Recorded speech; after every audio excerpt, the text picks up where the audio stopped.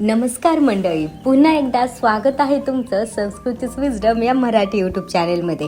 आज आपण भारतरत्न डॉक्टर बाबासाहेब आंबेडकर यांचा प्रवास, जीवन, इतिहास आणि कार्य बघणार आहोत। व्हिडिओला सुरुवात करण्याआधी चॅनेलला तुम्ही सबस्क्राइब केलं नसेल तर नक्की करा। चला तर मग व्हिडिओला सुरुवात करूया। बाबासाहेब डॉक्टर भीमराव आंबेडकर यांचा जन्म 14 एप्रिल 1891 रोजी झाला। डॉक्टर बाबासाहेब आंबेडकर हे सुभेदार रामजी मालोजी सकपाळ यांचे सुपुत्र होते। बाबासाहेबांचे वडील ब्रिटिश सैन्यात सुभेदार होते। ते संत कबीरांचे अनुयायी होते आणि सुशिक्षित होते। डॉक्टर भीमराव रामजी आंबेडकर जेमतेम 2 वर्षाचे असताना त्यांचे वडील सेवानिवृत्त झाले, तर ते जेमतेम 6 वर्षाचे असताना त्यांच्या आईचे निधन झाले। बाबासाहेबांचे प्राथमिक शिक्षण मुंबईत झाले। भारतात अस्पृश्य असणे काय असते याचा धक्कादायक अनुभव त्यांना शालेय जीवनात आला। डॉक्टर आंबेडकर त्यांचे शालेय शिक्षण सातारा येथे घेत होते, तेव्हा दुर्दैवाने डॉक्टर आंबेडकरांनी त्यांची आई गमावली आणि त्यांच्या आत्याने त्यांचे संगोपन केले। त्यानंतर ते मुंबईला राहायला आले।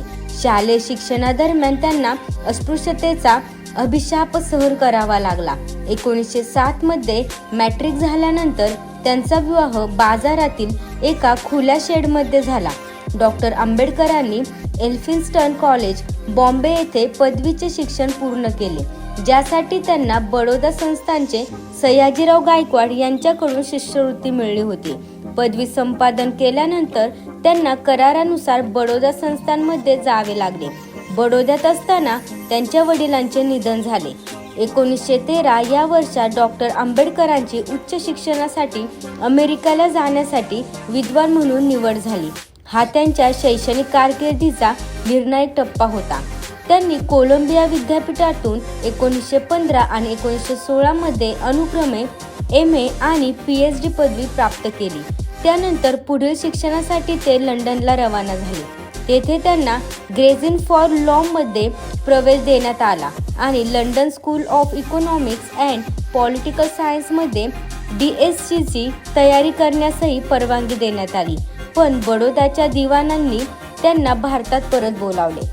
पुढे त्यांनी बार ॲट लॉ आणि DSc पदवी देखील मिळवली। त्यांनी जर्मनीतील बॉन विद्यापीठातही काही काळ शिक्षण घेतले। 1916 मध्ये त्यांनी भारतातील जाती, त्यांची व्यवस्था, उत्पत्ती आणि विकास हा शोध निबंध वाचला। 1916 मध्ये त्यांनी भारताचा राष्ट्रीय लाभांश, एक ऐतिहासिक आणि विश्लेषणात्मक अभ्यास हा प्रबंध लिहिला आणि PhD पदवी मिळवली। ब्रिटिश भारतातील प्रांतीय अर्थव्यवस्थेची उत्क्रांती या शीर्षकाखाली 8 वर्षाचे हा प्रबंध प्रकाशित झाला। ही सर्वोच्च पदवी प्राप्त केल्यानंतर ते भारतात परतले आणि पुढील काळात त्यांना अर्थमंत्री बनण्यासाठी तयार करण्याच्या दृष्टीने बडोद्याच्या महाराजांचे लष्करी सचिव म्हणून त्यांना नियुक्त करण्यात आले। त्यांचा शिष्यवृत्तीचा कार्यकाल संपल्याने बाबासाहेब सप्टेंबर 1917 मध्ये शहरात परतले आणि सेवेत रुजू झाले, परंतु नोव्हेंबरमध्ये शहरात राहिल्यानंतर ते मुंबईला निघून गेले। अस्पृश्यतेच्या कारणास्तव त्यांना दिलेल्या अयोग्य वागणुकीमुळे त्यांना सेवा सोडणे भाग पडले। डॉक्टर आंबेडकर मुंबईला परतले आणि सिडनहॅम कॉलेजमध्ये राजकीय अर्थशास्त्राचे प्राध्यापक म्हणून रुजू झाले। त्यांचे वाचन चांगले असल्याने ते विद्यार्थ्यांमध्ये खूप लोकप्रिय होते, पण लंडनमध्ये कायदा आणि अर्थशास्त्राचे शिक्षण पुन्हा सुरू करण्यासाठी त्यांनी आपल्या पदाचा राजीनामा दिला। कोल्हापूरच्या महाराजांनी त्यांना आर्थिक मदत केली। 1921 मध्ये त्यांनी आपला प्रबंध लिहिला, ब्रिटिश भारतातील इम्पिरियल फायनान्सचे प्रांतीय विकेंद्रीकरण, आणि त्यांनी लंडन विद्यापीठातून MSc ची पदवी घेतली। त्यानंतर त्यांनी जर्मनीतील बॉन विद्यापीठात काही काळ घालवला। 1923 मध्ये त्यांनी DSc ही पदवी घेण्यासाठी problem of rupee, its origin and solution हा प्रबंध सादर केला आणि त्याच वर्षी म्हणजे 1923 मध्ये त्यांना वकिलांच्या बारमध्ये बोलवण्यात आले। 1924 मध्ये इंग्लंडहून परत आल्यानंतर त्यांनी पीडित शोषित असलेल्या वर्गाच्या कल्याणासाठी त्यांनी एक संघटना सुरू केली. या संघटनेचे प्रेसिडेंट सर चिमनलाल सेटलवाड होते, तर अध्यक्ष डॉक्टर आंबेडकर होते. शिक्षणाचा प्रसार करणे, आर्थिक परिस्थिती सुधारणे आणि निराश वर्गाच्या तक्रारीचे प्रतिनिधित्व करणे ही या संघटनेची तत्कालीन उद्दिष्टे होती. नवीन सुधारणांच्या संदर्भात पीडित शोषित वर्गाच्या समस्यांमागची कारणे शोधून त्यांचे निराकरण करण्यासाठी 3 एप्रिल 1927 रोजी बहिष्कृत भारत हे वृत्तपत्र सुरू करण्यात आले.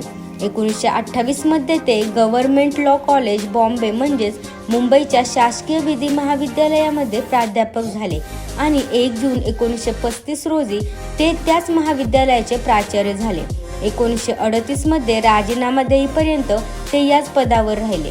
13 ऑक्टोबर 1935 रोजी नाशिक जिल्ह्यातील येवला येथे पीडित शोषित वर्गाची प्रांतीय परिषद झाली. या परिषदेत त्यांनी एक घोषणा करून हिंदूंना हादरा दिला. मी हिंदू धर्मात जन्मलो, पण हिंदू म्हणून मरणार नाही. त्यांच्या हजारो अनुयायांनी त्यांच्या निर्णयाला पाठिंबा दिला. 1936 मध्ये त्यांनी बॉम्बे प्रेसिडेन्सी महार परिषदेला मार्गदर्शन केले आणि हिंदू धर्माच्या त्यागाचा पुरस्कार केला. 15 ऑगस्ट 1936 रोजी त्यांनी पीडित शोषित वर्गाच्या हिताचे रक्षण करण्यासाठी स्वतंत्र मजूर पक्ष या पक्षाची स्थापना केली. यामध्ये मुख्यतः कामगारांची संख्या मोठी होती. 1938 मध्ये काँग्रेसने अस्पृश्य या नावामध्ये बदल करणारे विधेयक आणले. त्यावर डॉक्टर आंबेडकर यांनी टीका केली. त्यांच्या दृष्टिकोनातून नाव बदलणे हा समस्येवरचा उपाय नव्हता. 1942 मध्ये भारताच्या गव्हर्नर जनरलच्या कार्यकारी परिषदेत कामगार सदस्य म्हणून त्यांची नियुक्ती झाली. ते बंगालमधून संविधान सभेवर निवडून आले. त्याचवेळी त्यांनी शूद्र कोण आहे किंवा शूद्र कोण होते हे आपले पुस्तक प्रकाशित केले. स्वातंत्र्यानंतर 1947 मध्ये नेहरूंच्या पहिल्या मंत्रिमंडळात त्यांची कायदा आणि न्याय मंत्री म्हणून नियुक्ती झाली. परंतु 1951 मध्ये त्यांनी काश्मीर प्रश्न, भारताचे परराष्ट्र धोरण आणि हिंदू कोड बिल याबाबत नेहरूंच्या धोरणावरून मतभेद व्यक्त करत आपल्या मंत्रिपदाचा राजीनामा दिला.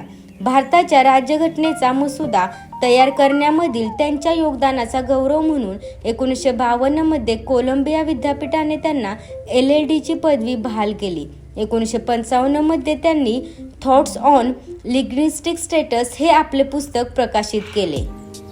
12 जानेवारी 1953 रोजी उस्मानिया विद्यापीठाने डॉक्टर B.R. आंबेडकर यांना डॉक्टरेट ही पदवी प्रदान केली. मी हिंदू म्हणून मरणार नाही ही 1935 साली येवला येथे केलेली आपली घोषणा त्यांनी अखेर 21 वर्षानंतर खरी ठरवली.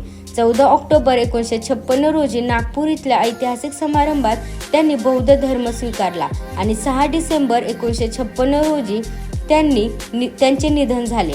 1954 मध्ये नेपाळमध्ये काठमांडू येथे झालेल्या जागतिक बौद्ध धर्म परिषदेत बौद्ध भिक्षूंनी डॉक्टर बाबासाहेब आंबेडकर यांना बोधिसत्व ही पदवी प्रदान केली होती. विशेष म्हणजे डॉक्टर आंबेडकर हयात असतानाच त्यांना बोधिसत्व ही पदवी बहाल करण्यात आली होती. भारताच्या स्वातंत्र्य लढ्यात आणि स्वातंत्र्यानंतरच्या सुधारणांमध्येही त्यांनी योगदान दिले. याशिवाय रिझर्व्ह बँक ऑफ इंडियाच्या स्थापनेतही बाबासाहेबांनी मोलाची भूमिका बजावली. बाबासाहेबांनी हिल्टन यंग कमिशन समोर मांडलेल्या संकल्पनेवर मध्यवर्ती बँकेची स्थापना झाली होती. डॉक्टर आंबेडकर हा दिमागदार जीवन प्रवास त्यांच्या अभ्यासू आणि कृतिशील व्यक्तिमत्वाचे दर्शन घडवतो. सर्वात प्रथम त्यांनी अर्थशास्त्र, राजकारण, कायदा, तत्वज्ञान आणि समाजशास्त्र या विषयांचे उत्तम ज्ञान संपादन केले. शिक्षण घेताना त्यांना अनेक सामाजिक समस्यांना तोंड द्यावे लागले, पण त्यांनी आपले आयुष्य केवळ वाचन, अभ्यास आणि ग्रंथालयात व्यतीत केले नाही. त्यांनी आकर्षक पगाराची उच्च पदे नाकारली, कारण ते शोषित वर्गातील आपल्या बंधूंना विसरले नाहीत. त्यांनी आपले उर्वरित आयुष्य समता, बंधुता आणि मानवतेसाठी समर्पित केले. पिचलेल्या वर्गाच्या उन्नतीसाठी त्यांनी सर्वतोपरी प्रयत्न केले. त्यांचा जीवन इतिहास पाहिल्यावर त्यांचे मुख्य योगदान आणि त्यांची प्रासंगिकता अभ्यासणे आणि त्याचे विश्लेषण करणे आवश्यक आणि योग्य आहे. एका मतप्रवाहानुसार 3 मुद्दे आजही अधिक महत्त्वाचे आहे. भारतीय अर्थव्यवस्था आणि भारतीय समाज आजही अनेक आर्थिक, सामाजिक समस्यांना तोंड देत आहे.